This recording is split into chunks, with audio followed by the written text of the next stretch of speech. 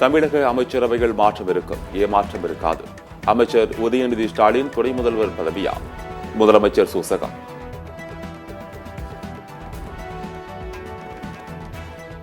உதயநிதி ஸ்டாலின் குறித்து ஆதவ் அர்ஜுன் தெரிவித்த கருத்து அவருடைய சொந்த கருத்து. பிசிக துணை பொதுச் செயலாளர் வன்னியரசு மறுப்பு.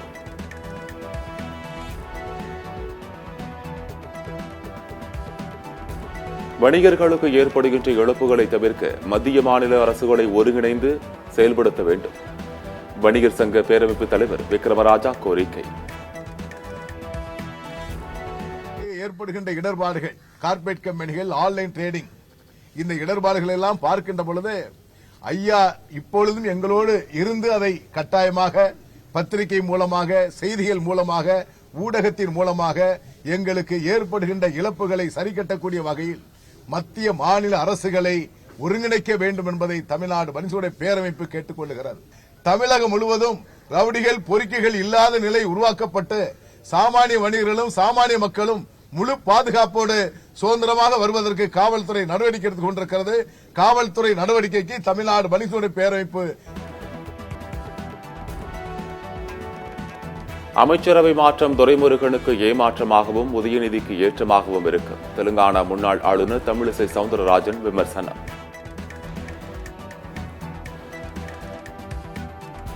துணை முதலமைச்சர் ஆவதற்கு உதயநிதியை தவிர திமுகவில் மாடாய் உடைத்து ஓடாய் தேய்ந்த மூத்த தலைவர்கள் யாருமே தகுதியில்லையா?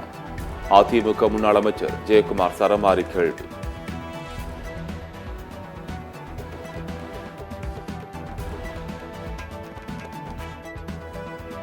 இந்திய அணியின் கூட்டு முயற்சிக்கு தங்கப்பதக்கம் கிடைத்துள்ளது. செஸ் ஒலிம்பியாட்டில் தங்கம் வென்று தாயகம் திரும்பிய குகேஷ் பேட்.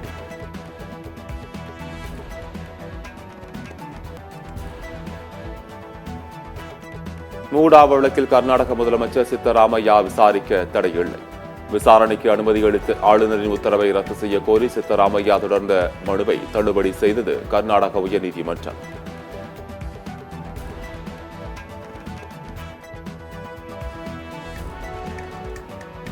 மக்கள் தொகை கணக்கெடுப்பை ஜாதிவாரி கணக்கெடுப்பாக நடத்த வேண்டும். பிரதமர் மோடிக்கு ராமதாஸ் கடிதம்.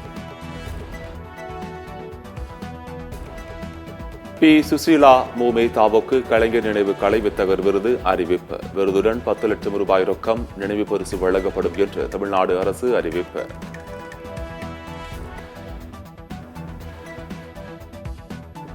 மதுரை அரசு ராஜாஜி மருத்துவமனை புறநோயாளிகள் பிரிவில் மேற்கூரை பெயர்ந்து விழுந்து விபத்து நிகழ்ந்த சம்பவம். மருத்துவமனை கட்டிடங்களை இடித்து புதிய கட்டிடம் அமைக்கப்படுமா என பதில் மனு தாக்கல் செய்ய தமிழ்நாடு அரசுக்கு உயர்நீதிமன்ற மதுரை கிளை உத்தரவு.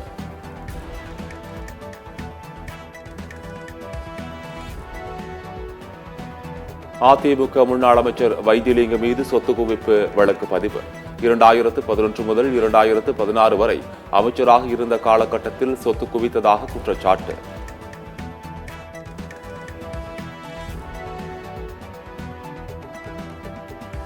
வங்கக்கடலில் உருவானது குறைந்த காற்றழுத்த தாழ்வு பகுதி. இந்திய வானிலை ஆய்வு மையம் தகவல்.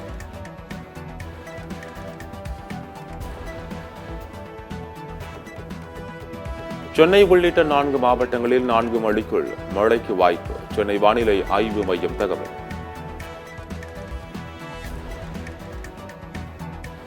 திருப்பதி லட்டில் குட்கா பாக்கெட் கிடந்த வீடியோ வெளியாகி அதிர்ச்சி. தெலுங்கானாவைச் சேர்ந்த பத்மா என்பவர் கடந்த 19ஆம் தேதி திருப்பதியில் வாங்கிய லட்டுவில் குட்கா பாக்கெட் இருந்ததாக குற்றச்சாட்டு.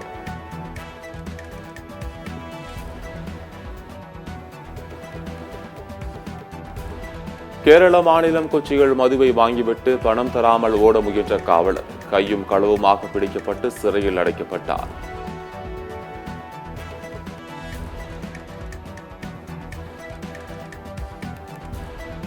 பிரபல பாலிவுட் நடிகை ஆலியா பட் அரிய வகை நோயால் பாதிக்கப்பட்டுள்ளார். ஹைபர் ஆக்டிவிட்டி சம்பந்தமான கோளாறு என்றும் எந்த ஒரு வேலையையும் கவனத்துடன் செய்ய முடியாது எனவும் தகவல்.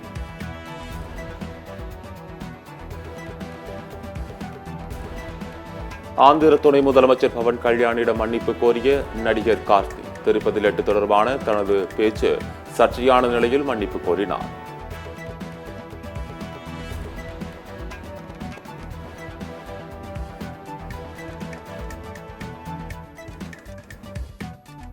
மேற்கு வங்கத்தில் சரக்கு ரயிலின் 6 பெட்டிகள் தடம் புரண்டு விபத்து. சீரமைப்பு பணிகளில் ரயில்வே ஊழியர்கள் தீவிரம்.